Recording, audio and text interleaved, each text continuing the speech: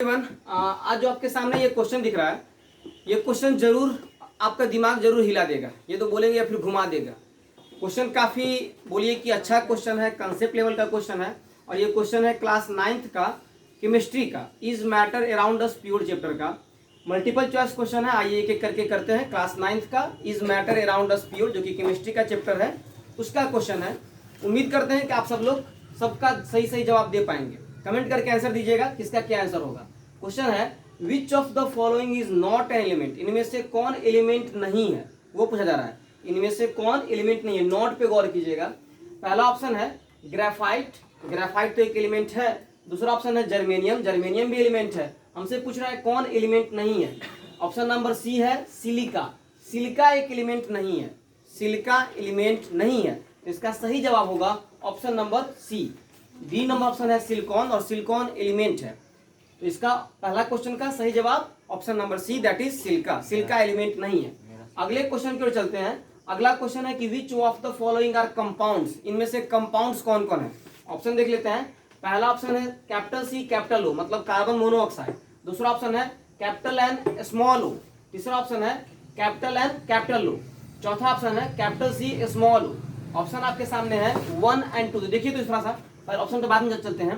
इसमें से कंपाउंड कौन कौन है। तो कंपाउंड दो या दो से ज्यादा प्रकार का एलिमेंट का बना होता है, केमिकली कंबाइंड होता है, एक निश्चित अनुपात में, fixed proportion by mass, pure substance है। तो यहाँ देखिए तो पहला नंबर ये कार्बन मोनोऑक्साइड CO, सी कैपिटल ओ, ये तो एक कंपाउंड है। एन स्मॉल ओ ये कंपाउंड नहीं है। एन कैपिटल ओ ये कंपाउंड है, इसमें नाइट्रोजन और ऑक्सीजन, तो ये भी कंपाउंड है। मतलब दो कंपाउंड हम लोगों को मिला, एक सी कैपिटल ओ वाला मतलब ऑप्शन नंबर 1, और एक NO मतलब ऑप्शन नंबर 3। इधर देखिए तो सी स्मॉल ओ ये कंपाउंड नहीं है। तो कहने का सेंस कंपाउंड कौन कौन है, तो ऑप्शन नंबर 1 और ऑप्शन नंबर 3। तो देखिए इसमें ऑप्शन नंबर 1 और ऑप्शन नंबर 3 कहाँ है, तो that is option number C. अगले क्वेश्चन क्यों चलते हैं। अगला क्वेश्चन क्या है कि one of the following substances is neither a good conductor of electricity nor an insulator. इनमें से कोई एक सब्सटेंस है, एक कोई चीज है जो कि न ही एक अच्छा कंडक्टर है और न ही एक इंसुलेटर है। मतलब न ही अपने अंदर से करंट को खूब अच्छा से फ्लो करने दे रहा है और न ही करंट को ब्लॉक कर रहा है, मतलब करंट के फ्लो को नहीं होने दे रहा है। नाइदर ए गुड कंडक्टर, न ही एक अच्छा कंडक्टर है, न ही एक अच्छा सुचालक है, और न ही एक कुचालक है, नॉर एन इंसुलेटर। तो ऑप्शन देखते हैं। क्रोमियम है option number A, option number B है जर्मेनियम, ऑप्शन नंबर सी है गैलियम, ऑप्शन नंबर डी है पोटेशियम। तो इसका सही जवाब होगा option number C, that is gallium. Gallium is neither a good conductor nor an insulator. अगला क्वेश्चन क्यों चलते हैं। अगला क्वेश्चन है is malleable and ductile best describes. Malleable और डक्टाइल सबसे अच्छा किसको, मतलब मैलिएबल और डक्टाइल किसका प्रॉपर्टी है। तो मैलिएबल कहने का मतलब क्या होता है, अगर कोई सब्सटेंस को हम ठोक के हैमरिंग करें तो वो पतला शीट में बदल जाए, दैट उसी गुण को बोलते हैं मैलिएबल या फिर मैलिएबिलिटी। कोई सब्सटेंस को अगर हम हैमर करें वो पतला शीट में बदल जाए तो उसके इस गुण को बोलते हैं मैलिएबिलिटी। मेटल्स का ये गुण होता है। और डक्टाइल कहने का मतलब कि जब उसको हम खींचेंगे, स्ट्रेच करेंगे तो वो वायर के रूप में बन जाएगा, इस गुण को बोलते हैं डक्टाइल। तो ये मैलिएबिलिटी और डक्टिलिटी किसका गुण है, तो ये मेटल्स का गुण है। पढ़िएगा कि metals are malleable, metals are ductile. मतलब मेटल्स को हम ठोकेंगे तो पतला शीट बन जाएगा, मेटल्स को हम खींचेंगे तो पतला तार बन जाएगा। जैसे 1 ग्राम सोना से 2 किलोमीटर लंबा तार बनाया सकता है। तो सोना क्या है, मेटल है। तो देखिए मैलिएबिलिटी और डक्टिलिटी किसका गुण है, तो सॉल्यूशन का ऑप्शन नंबर 1 है, ऑप्शन नंबर बी है मेटल का, ऑप्शन नंबर सी है कंपाउंड का, ऑप्शन नंबर डी है नॉन मेटल का। तो इसका सही जवाब होगा option number B, that is metal का, मेटल का गुण है। अगले क्वेश्चन पे चलते हैं। अगला क्वेश्चन है कि which of the following is not a metalloid. इनमें से कौन मेटेलोइड नहीं है। तो मेटेलोइड किसको बोलते हैं, ऐसा सब्सटेंस जिसका कुछ गुण मेटल जैसा हो, कुछ गुण नॉन मेटल जैसा हो। मतलब सब्सटेंस जिसका which have the properties in between the metals and non metals are called metalloids. कुछ गुण मेटल्स का होगा, कुछ गुण नॉन मेटल का होगा, उसको बोलेंगे मेटेलोइड्स। तो बोलता है इनमें से कौन मेटेलोइड नहीं है। तो देखिए ऑप्शन नंबर ए है बोरोन, ऑप्शन नंबर बी है सिलिकॉन, ऑप्शन नंबर सी है गैलियम, ऑप्शन नंबर डी है जर्मेनियम। तो बोरोन, सिलिकॉन और जर्मेनियम ये तो मेटेलोइड है। हमसे पूछ रहा है मेटेलोइड कौन नहीं है, तो हमारा गैलियम मेटेलोइड नहीं है। Option number C is the correct answer. अगले क्वेश्चन की ओर चलते हैं। अगला क्वेश्चन है the elements which normally exist in liquid state are. कौन एलिमेंट है जो कि रूम टेम्परेचर पर सामान्य तापमान पर लिक्विड अवस्था में रहता है, लिक्विड अवस्था में रहता है। तो ऑप्शन देखिए, ऑप्शन ए है bromine and iodine, option B है mercury and chlorine, option C है iodine and mercury, option D है ब्रोमीन एंड मरकरी। तो bromine and mercury normal temperature पर, रूम टेम्परेचर पर लिक्विड स्टेट में रहता है। Option number D is the correct answer. Question क्या था कि कौन लिक्विड स्टेट में रहता है नॉर्मल टेम्परेचर पर, मतलब नॉर्मल स्टेट में, लिक्विड स्टेट में, तो वो बोलिए क्या होगा, ब्रोमीन और मरकरी लिक्विड अवस्था में पाए जाते हैं। थर्मामीटर में यूज होता है मरकरी का। अगला क्वेश्चन का बात किया जाए तो बोलता है द प्रॉपर्टी या प्रॉपर्टीज, गुण या गुण है बहुत सारा, which enable copper metal to be use for making electric wires is आ।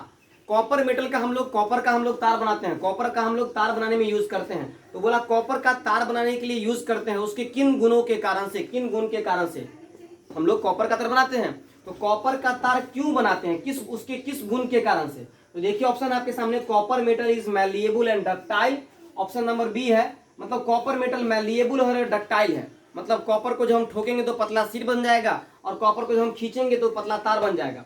क्या इस गुण के कारण से हम कॉपर को वायर के रूप में यूज करते हैं, ये आपको देखना है। ऑप्शन नंबर बी बोलता है कि copper metal is a good conductor of electricity. Option number C है copper metal is ductile and has low electric resistance. Option number D है copper metal is sonorous, sonorous करने का मतलब मारेंगे तो घंटी जैसा बेल जैसा आवाज आएगा, and an excellent conductor of electricity. देखिए तो कॉपर का तार के रूप में यूज क्यों कर रहे हैं, क्यों, क्योंकि उसके अंदर इलेक्ट्रिक रेसिस्टेंस कम है और साथ में वो डक्टाइल है। डक्टाइल कहने का मतलब क्या, कि उसको हम खींच के तार बना सकते हैं। कॉपर मेटल का हम तार के रूप में क्यों यूज कर रहे हैं, पहला बात इसलिए क्योंकि कॉपर एक मेटल है, उसको हम खींचेंगे तो वो पतला तार के रूप में बन जाएगा, और ये तार के रूप में बनना इसको क्या बोलते हैं, डक्टिलिटी। और साथ में कॉपर मेटल का इलेक्ट्रिक रेसिस्टेंस कम है, कॉपर मेटल का इलेक्ट्रिक रेसिस्टेंस कम है, मतलब इसका सही जवाब होगा ऑप्शन नंबर सी। आ रहा है समझ में। बोले हैं कॉपर का हम तार बनाने के लिए यूज क्यों करते हैं, तो पहला चीज ये कि उसका रेसिस्टेंस कम है, वो करंट का विरोध कम करेगा, लो इलेक्ट्रिक रेसिस्टेंस है इसलिए। और साथ में एक और चीज कि उसको हम खींचेंगे तो पतला तार के रूप में बदल जाएगा, मतलब डक्टिलिटी का गुण है। तो इसका सही जवाब होगा ऑप्शन नंबर सी।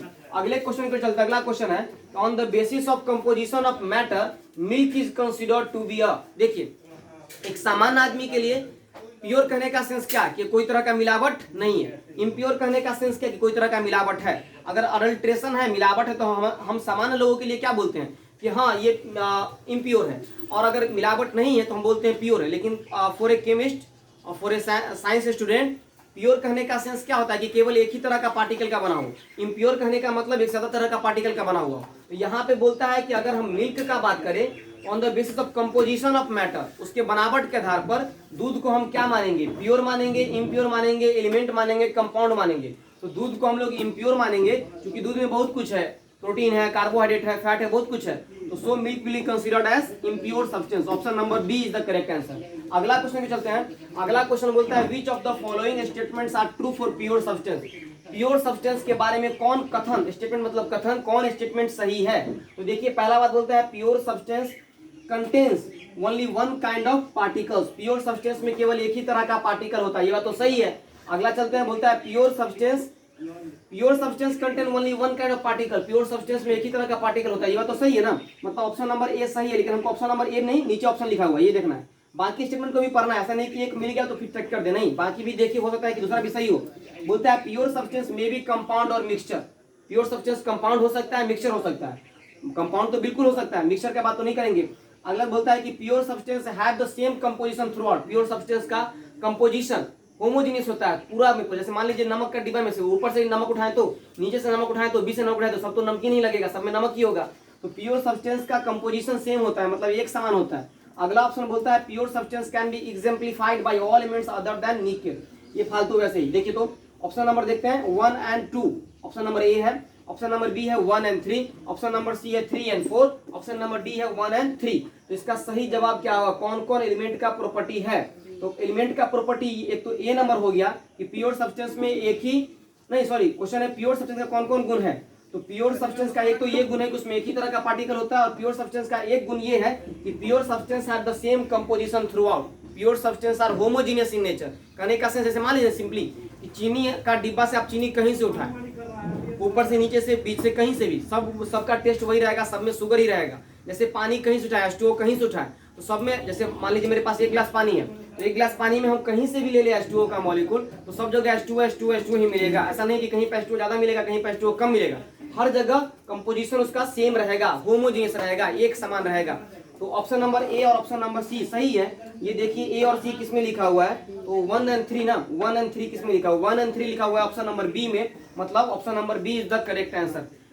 कैसा लगा, क्या दिमाग घुमाने वाला था या नहीं था, कमेंट करके बताइएगा। अगर आप चैनल पे नए हैं तो चैनल को सब्सक्राइब कर दीजिएगा। Thank you.